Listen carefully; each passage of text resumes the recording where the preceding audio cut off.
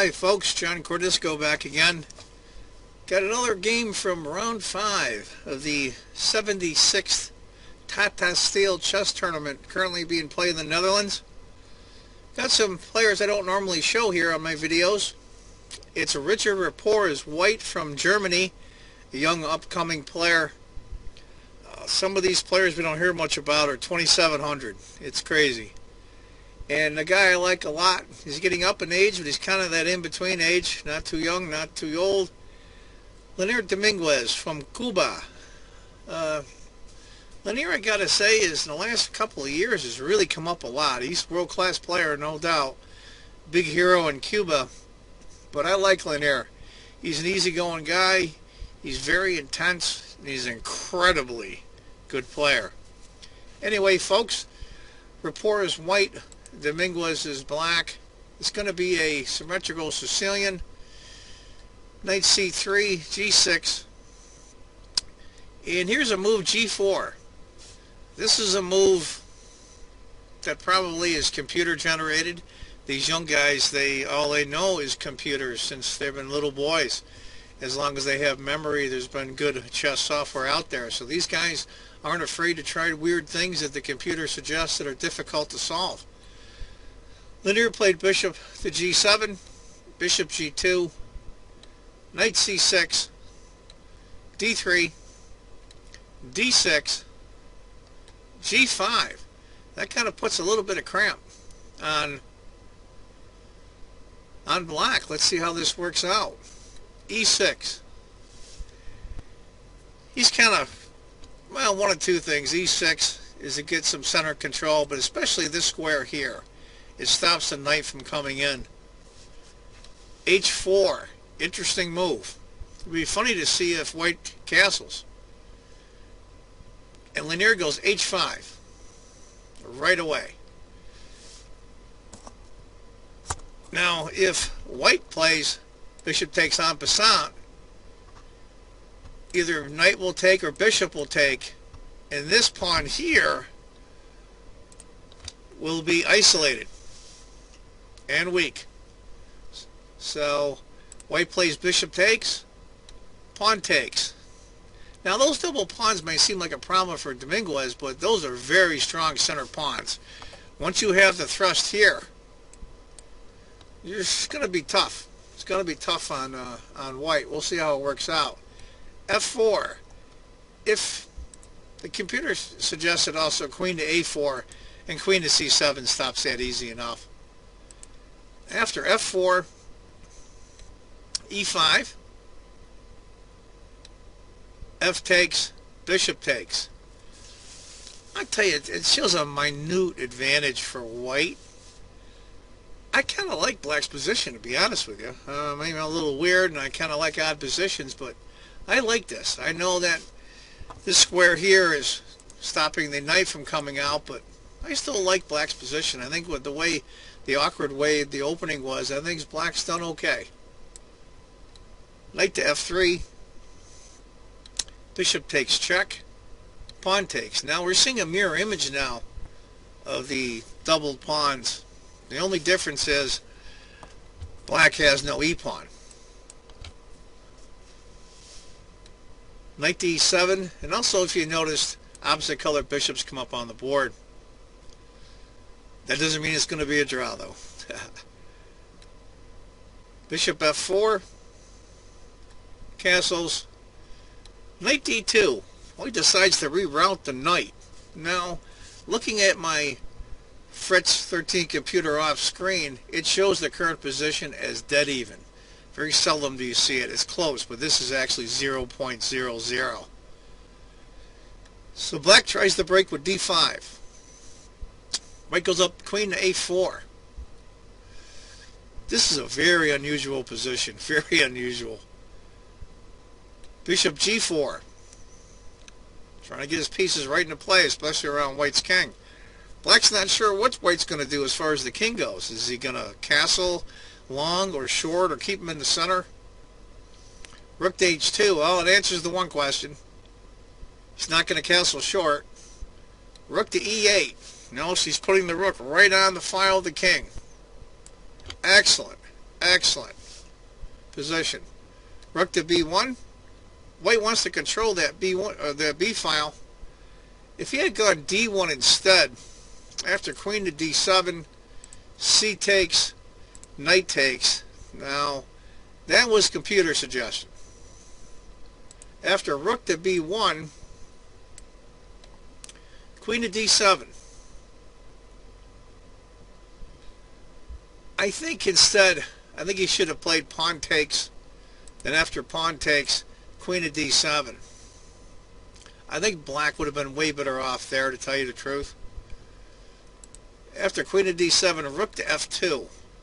Now this thing's starting to heat up a little bit. Now we've got a rook on an open file on black's king. We got a rook coming down on white's king, by the way. Or excuse me, the white's king is still in the center of the board. What is he going to do? Queen to e6. Now, right now, there's a couple of suggestions by the computer for white. It's queen to a6 and rook to b2. This is where I think Rapport goes wrong. Knight to b3. Now, the score prior to that was about a half a point advantage for black. After knight to b3, it jumps to over 2 points advantage for black. It's on move 19. Now, I don't know whether or not he was in time trouble. I doubt it on move 19. So let's see. Bishop takes. I shouldn't have said that. I was going to make you guess. What would you do as black here? The move is not that easy to see. It's not that easy to see at all. Bishop takes e2. Wow. Just wow. Dominguez, great move. Great move. Incredible. King to d2. Now Dominguez brings the queen right in. Not only is he a pawn up, he's got the king stuck in the middle of the board. The queen and the knight are over here. Can't defend the king at all. There's a rook bearing down on the file. We've got this here with the queen and bishop. And this knight's coming up. Oh boy, everybody out. And I think under the pressure, Rapport, he's a great player, don't get me wrong, he's almost 2,700, I doubt if he's 23. But this is a big tournament. This is the A section. I don't think he's ever played in the A section before, to my knowledge. He plays knight takes c5. Another big mistake. He grabs the free pawn. It's an over 3 point advantage now for black. If he had won rook to e1 instead, knight to f5, queen takes, pawn takes, knight takes. It's about a point and a half advantage, a little under for black. I think he was way better off doing that. Oh well. After knight to c5, queen takes. Now the rook's being threatened.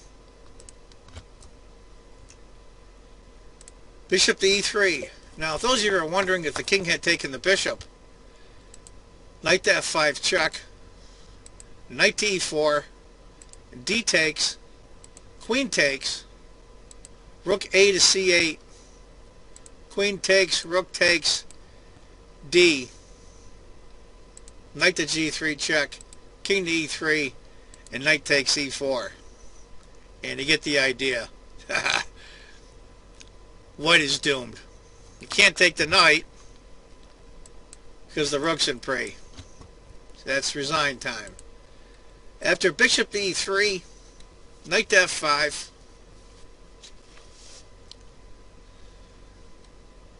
I think maybe if you want bishop to g4 instead, then after c takes, knight takes, and I think white is doomed. After knight to f5, he just decides he's got to get rid of that knight. So he sacrifices the exchange. Now if he had taken the Bishop instead. Rook takes. Rook beat e1. Rook takes check. Rook takes. Queen to takes g5 check. King to c2. Knight to e3 check. King to b2.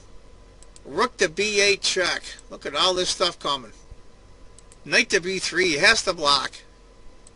D takes. D takes. Queen to e5. And after rook takes, he has to take it. Game's still over. So he decides to sacrifice the exchange. G takes and goes g6. Now, you're black. What do? What is your move here? Dominguez played rook takes e3. Amazing move. Amazing move. After king takes the rook, while the rook comes over, check. King to d2. He couldn't take because he'd still be in check, so he has to move. King to d2. Now queen to f2. G takes check. I think that was just a spite check. For those of you that are wondering, after queen takes c6, it leads to bishop f3, discover check, king c1, rook to e1 mate. After g takes, king takes, queen takes check. Uh-oh, looks like white's got some counterplay. Not really. King to g8.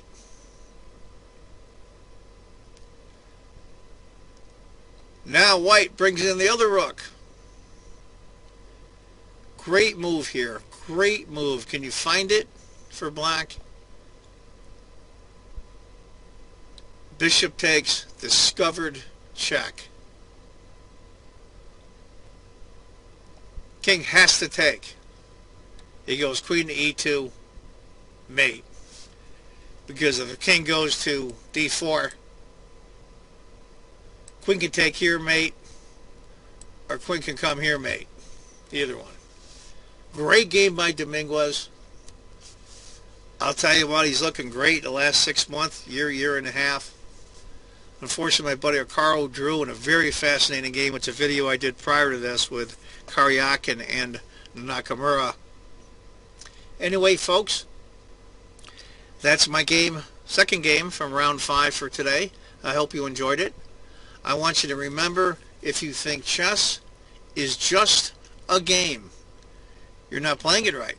And I want to thank all my new subscribers. And if you have